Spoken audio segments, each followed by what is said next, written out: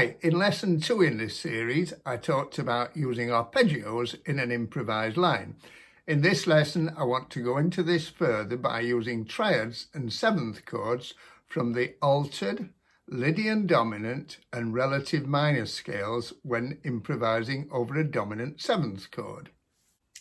I talked about the altered scale in lesson 10, but just to recap, you can think of the altered scale as the seventh mode of an ascending melodic minor scale.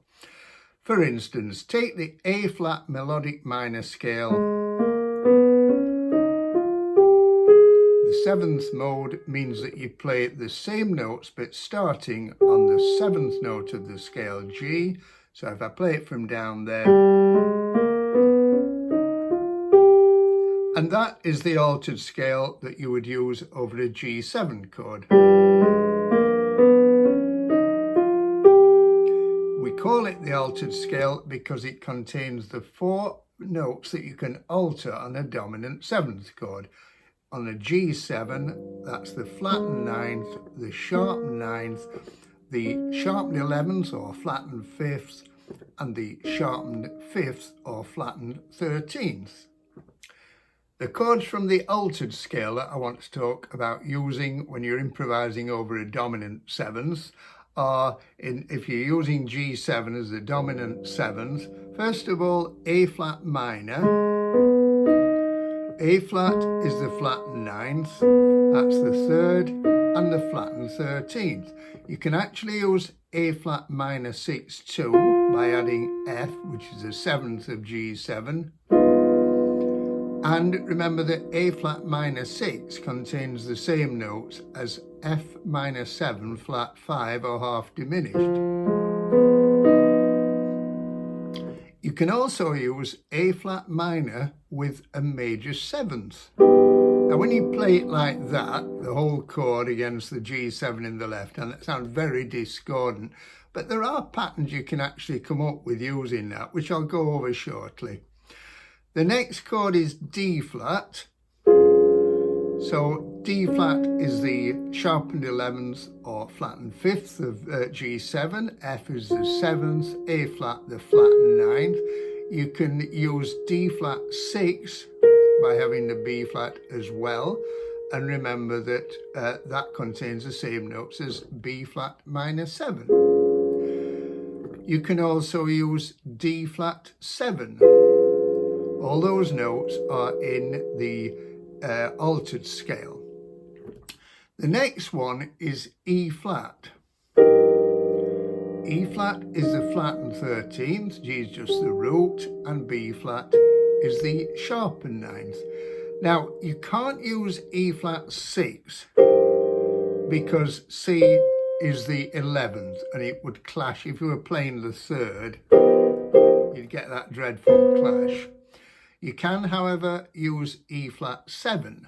And again, it sounds sort of wrong, very discordant when you just play the chord like that against the left hand. But you can come up with some patterns for improvised lines with it. Let's look at some examples now using these chords before we go on to looking at the chords from the other 2 scales. The first example that I played in the intro was over a minor 2-5. Minor because chord 2 was a minor 7 flat 5 rather than a minor 7, although I did end up on a major chord. Over the D minor 7 flat 5, I played a descending B flat dominant 7th bebop scale, and I explained why this works in lesson 7. On the G7 chord, I started with an enclosure around the note A-flat. So I played the B-flat, a note above it, the G semitone below it, and then went back to the A-flat. I then played a passing note between A-flat and the 3rd of A-flat minor. Then I went to the 5th of A-flat minor. Now, I was aiming to go to the tonic, an octave higher, but first of all, I played an appoggiatura, or you can call it an approach note, from above. Played the B flat and then back down to the A flat. So all of that really though is just outlining the A flat minor triad over a G7 chord.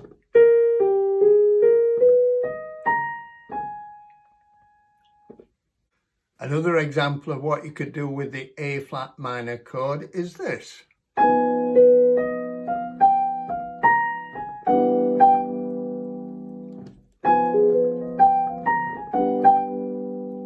Now, what I'm doing there is I'm using the notes of an A flat minor 6 chord, or you can think of it as F minor 7. They contain the same notes. That's A flat minor 6. But instead of going just root 3rd, 5th, 6th, I'm taking the root up an octave and then coming back down. And then I'm doing an upper appoggiatura to the note F and an upper appoggiatura to the note A flat. And then just a chromatic approach note or lower appoggiatura to the G in the C major 7 chord.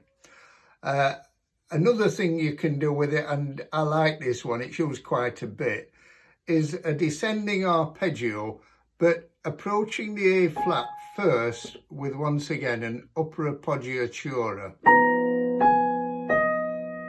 And then repeating the upper appoggiatura to the A flat. And then you can just carry on down the scale and then go to the C major 7 chord. Something you could do using the A flat minor with the major 7. That's A flat minor and that's the major 7. If you play it, just do a straightforward arpeggio going up. But once again, instead of going to the A flat, go for the upper appoggiatura first, and then just come down the scale.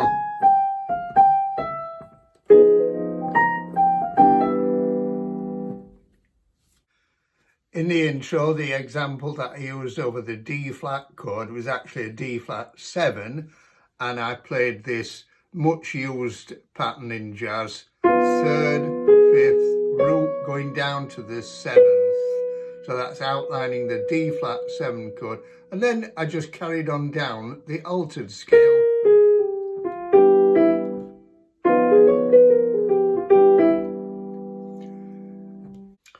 Another example using D flat is this.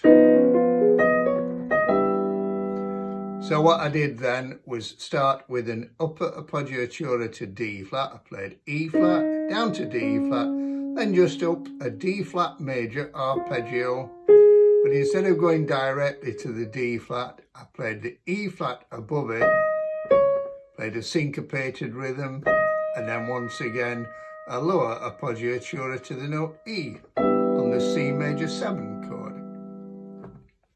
In the intro, the example that I used for playing an E flat chord over a G7 was this.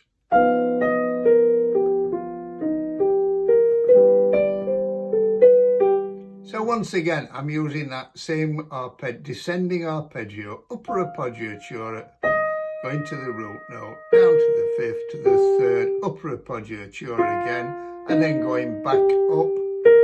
And that leads you nicely to the B in the C major 7. Another example you could do is combining the D flat 6, this time thinking of it though as a B flat minor 7, which approaches E flat 7. And you could do this.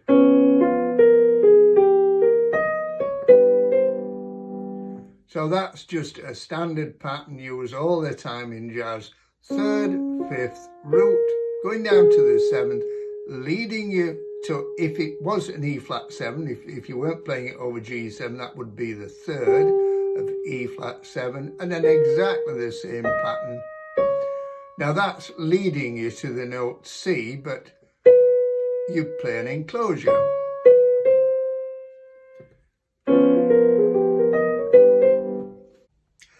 I talked about the Lydian dominant scale in lesson 19, but just to quickly recap, it's the same as a mixolydian mode, but the 11th of the chord is sharpened. So that's a Lydian mode on G. C is the 11th of a G7 chord, so sharpen it, and you get the Lydian dominant scale. Now, the chord that I chose from that scale was A major, which works great over a G7 chord. A is the 9th, C sharp the sharpened 11th, and E is the 13th. And what I played in the intro over the G7 was this. And again, all that is really is just an ascending A major arpeggio, but approaching both A's with an upper appoggiatura. You could do the same descending arpeggio that I've done with the other chords. That is upper appoggiatura going to A, then just down the notes of the A major chord, same again there. You could do this little run going up. So it's basically the notes of an A major triad, but with one passing note, B, in between the A and the C sharp. And then you could go up to the E at the top when you go to the C major chord.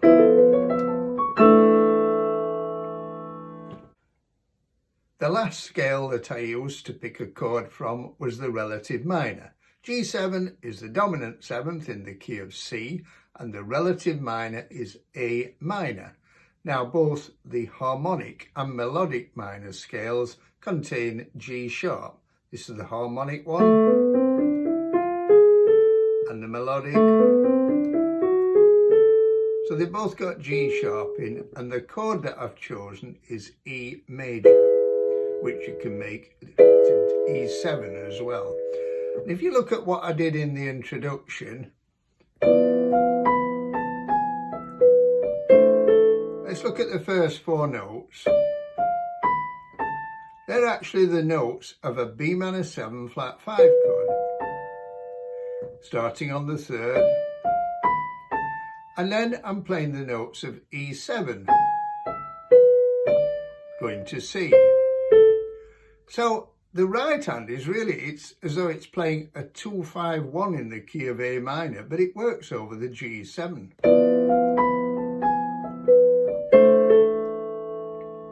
You could tweak that a little bit, and instead of going up, start on the F and come down. So all notes from B minor 7 flat 5, going to the 3rd of E7 and then back up.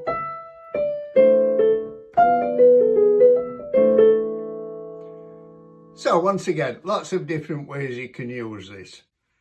These chords that I've been using in improvised lines are the same chords that we use in jazz harmony. When you play them on top of a dominant 7th chord, they create very colourful chords and some great chord voicings.